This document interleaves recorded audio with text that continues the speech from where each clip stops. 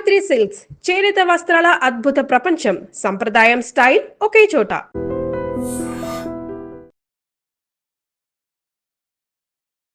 ఇప్పుడు మీరు లొంగిపోయారా, అరెస్ట్ అయ్యారా? అరెస్ట్ చేసిండ్రు. మన మన ఇక్కడ ఎస్ఐబి వాళ్ళు అరెస్ట్ చేసిండ్రు 18వ తారీఖు. 24వ తారీఖు నాడు జనజీవన స్రవంతిలోకి తీసుకొచ్చినాం అనేది చూపించారు.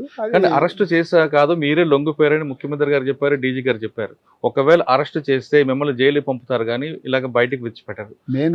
రెండోది ఒకవేళ అరెస్ట్ చేస్తే మీకు రివార్డులు కూడా రావన్న విషయం మీకు తెలుసా? అరెస్ట్ చేస్తే కోర్టుకు పంపితే రివార్డులు రావనేది తెలుసు. అయితే రివార్డుల కోసం మేము లొంగిపోవడానికి అయితే రాలేదు. వాళ్ళు ఏదైతే నిర్ణయించుకున్నారో రేవంత్ రెడ్డి గారి నాయకత్వంలో పీస్ఫుల్గా ఈ సమస్యను పరిష్కరించాలనుకున్నారు కాబట్టి ఆ మేరకు వాళ్ళు కానీ పార్టీకి ప్రజలు దూరం అవుతుంది కాబట్టి క్రమేపీ ఒక్కొక్కరికి వస్తున్నప్పుడు అందరూ కలిసి వచ్చుంటే లోపల ఇంకా కొంతమంది ప్రాణ నష్టం జరుగుంటేది కాదన్నది. ఇప్పుడు కగారు అభియాన్ ద్వారా మేము విభిన్న ప్రాంతాల్లో ఉండిపోయాను, కలవలేనటువంటి పరిస్థితి. ఒక కూకపెట్టు దూరంలో ఉన్నా కూడా కలవలేనటువంటి పరిస్థితి. ఉదాహరణకు మన బస్వరాజు గారు చనిపోయారు ఎన్కౌంటర్లో చనిపోయినట్టు చంపబడ్డారు. సరే, ఆయన ఉన్నటువంటి 10 కిలోమీటర్ల దూరంలో నేనున్నాను. ఆ కాల్పులు వినపడుతున్నాయి కూడా. అయితే కలవలేనటువంటి పరిస్థితికి మేము నెట్టబడ్డాం. ఎందుకంటే ఒకళ్ళు ఇప్పుడు దేవిజీ, ఉదాహరణకు దేవిజీని కూడా కలవలేనటువంటి స్థితి ఏర్పడ్డది. అది ఒక్కొక్కరి మధ్యలో కగారు దాడి మూలంగా ఏర్పడ్డటువంటి అననుకూలతలే కారణం. సమన్వయించుకోలేనటువంటి స్థితికి నెట్టబడ్డాం. కాబట్టి ఈ పరిస్థితుల్లో ఏం చేద్దామనేటువంటిది ఆనాడు నిర్ధారించుకోవటానికి కూడా అవకాశం లేదు. నిర్ధారించుకొని పోయిన వాళ్ళకు కూడా నా సలహాను, నా యొక్క అభిప్రాయాన్ని వ్యక్తం చేసింది. మీరు ఇట్లా పోకండి, పార్టీ హయ్యర్ కమిటీ మీటింగ్ పెడదాము, రాండి, చర్చించుకొని ఏమైనా భిన్నాభిప్రాయాలు ఉంటే పరిష్కరించుకొని ముందుకు పోదామనేటువంటిది కూడా చెప్పడం జరిగింది. అయితే వాళ్ళు ఏదైతే నిర్ధారించుకున్నారో ఆ మార్గంలో వాళ్ళు వెళ్ళిపోయారు. ఇప్పుడు మీకు సమకాలికలు గణపతి గారు ఎక్కడ ఉన్నారు? సమకాలికలు గణపతిని నేను 2 సంవత్సరాల క్రితం చూశాను, కానీ ఆయన అనారోగ్యాన స్థితిలో ఉండే అప్పుడు. ఇప్పుడు ఎట్లున్నాడనే నేను చెప్పలేను. అయితే జనరల్ సెక్రటరీతో మాట్లాడుకొని ఆయన ట్రీట్మెంట్ లేదనుకుంటే వేరే ప్రాంతాలకు పోవాలనేటువంటి నిర్ధారించుకొని వాళ్ళిద్దరు మాట్లాడుకొని ఆయనను పంపించేసారు. అప్పటి నుంచి నాకు ఆయన కలవలేదు. అంటే 2024లో కలిసారు మీరు? 2024 ఆగస్టులో 1.5 year దాటిపోయింది. ఆగస్టు. ఎలా ఉన్నారండి అప్పటికి? ఎలా ఉన్నారు ఆయన? కొంత అనారోగ్యంగానే ఉన్నాడు.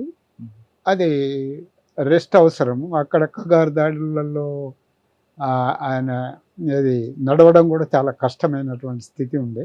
కాబట్టి పార్టీ ఆయన బయటకు పోయి ట్రీట్మెంట్లు చేయించుకోవడానికి అనుమతిని మంజూరు చేసింది. ఆయన సెక్రటరీతో మాట్లాడుకొని. సార్, చివరిగా చెప్పండి, గణపతి గారు కానీ ఇప్పటికీ ఉన్న వాళ్ళకి రమ్మని పిలిపిస్తారా ఎవరు? ఏ విధంగా చెప్తారు? ఇది ప్రభుత్వ అధికారులు కూడా మాతో మాట్లాడినప్పుడు స్పష్టంగానే నేను మాట్లాడినాను. ఎందుకంటే వాళ్ళకు పిలిపిస్తాము రమ్మని. అయితే కగారును తాత్కాలికంగా ఆఫ్ చేయమనేటువంటిది కేంద్రం నుంచి మీరు కోరుండి, అది ఆపినట్టు మాకు ఇన్ఫర్మేషన్ ఇస్తే మేము డైరెక్ట్ మనుషులను కానీ లేదనుకుంటే ఉత్తరాలు కానీ పంపించి వాళ్ళని పిలిపించడానికి ప్రయత్నం చేస్తామని చెప్పినాం. ఇప్పటి వరకైతే అది వాళ్ళు చేయలేదు. ఇంకా కగారు దాడులు జరుగుతున్నాయి. కగారు దాడి లేదు కదా, ఇంకో 10 రోజుల్లో క్లోజ్ అవుతుంది కదా? అది 10 రోజుల్లో క్లోజ్ అవడం అనేటువంటిది ఫార్మల్గా. ఆ తర్వాత కూడా దాడులు ఉన్నాయి అనేది ఏం లేదు. సార్, చివరిగా చెప్పండి, ఇప్పుడు మీరు ప్రజాక్షేత్రంలోకి వెళ్తారు, ఏ విధంగా మీరు ముందుకు వెళ్తారు? అంటే పార్టీలు ఇప్పుడున్న రాజకీయ పార్టీలు చేరుతారా, లేదు మీ అందరూ మాజీలందరూ కలిపి మరో పార్టీ పెడతారు? మేము రాజకీయ పార్టీలలో చేరాలనేది నిర్ణయించుకోలేదు, చేరము.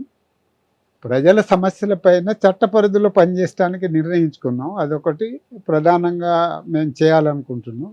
ఫస్ట్ మా పార్టీ కేంద్ర కమిటీ సభ్యులు, జైళ్ళల్లో ఉన్న కామ్రేడ్స్, బయట సరెండర్ అయ్యి బయటకు వచ్చిన కామ్రేడ్స్తో ఫస్ట్ మాట్లాడాలి, జనంతో మాట్లాడాలి, వాళ్ళ అభిప్రాయాలు సేకరించుకోవాలి. మేము వచ్చిన నేపథ్యాన్ని కూడా వాళ్ళు ఒప్పుకుంటారా లేదా అనేటువంటిది కూడా విశ్లేషించుకొని మా కార్యాచరణను ప్రారంభిస్తామనేది. కానీ మిమ్మల్ని నమ్ముకొని వెళ్ళి అమరులైన వాళ్ళ కుటుంబాలకు మీరు క్షమాపణ చెప్తారా? క్షమాపణ చెప్తాము. అట్లనే వాళ్ళ యొక్క కుటుంబాలను ఆదుకోవటానికి కూడా ఒక సమగ్రమైన ప్లాన్ కూడా మేము చేసుకోవడం జరిగింది. వాళ్లకు ఆర్థిక సహాయాన్ని కూడా అందించడానికి కూడా మేము ఆలోచించుకుంటున్నాం. మరి జైల్లో ఉన్న వాళ్ళకి జైల్లో ఉన్న వాళ్ళకు ములాఖాతు పెట్టి వాళ్ళ సమస్యలను తెలుసుకుంటాము. వాళ్ళను కూడా ఇది రాష్ట్ర ప్రభుత్వం ముందు స్పష్టంగా పెట్టడం జరిగింది. జైల్లో ఉన్న కామ్రేడ్స్ని కూడా రాజకీయ ఖైదీలుగా గుర్తించి వాళ్ళని రిలీజ్ చేయాలనేటువంటిది కోరడం జరిగింది. రాజకీయ పార్టీ ప్రసక్తే లేదు, కానీ ప్రజల్లోకి వెళ్ళి వాళ్ళకున్న హక్కుల మీద వాళ్ళకున్న సమస్య మీద పోరాటం చేస్తామంటున్నారు మల్లా రాజిరెడ్డి గారు. మల్లా రాజు గారు చెప్తున్నట్లుగా ఇప్పటికైనా ప్రభుత్వం ఒక స్పందిస్తే ఖచ్చితంగా ఇప్పటికీ అజ్ఞాతంలో అందరికీ కూడా ఒక పిలిపిస్తామంటూ రాజిరెడ్డి గారు సూచిస్తున్నారు. ఇది ఈ వారం మల్లా రాజిరెడ్డి గారితో ఎక్స్ప్లెయిన్ చేశారు. వచ్చే వారం మరో గెస్ట్తో మళ్ళీ కలుద్దాం. అంతవరకు నమస్తే. థ్యాంక్ యూ అన్న. Thank you very much. Me health జాగ్రత్త. I dreams, this police diaries is something very, very valuable towards that. I must really appreciate Murali, your insights. I dreams founder and CEO చిన్న వాసుదేవ్ రెడ్డి గారితో Muralidhar crime stories చాలా famous అయిపోయినాయి. Gautam Savan garu and Sanjana sir. Well done. I congratulate him for doing so well, and I congratulate him his boss also. So well.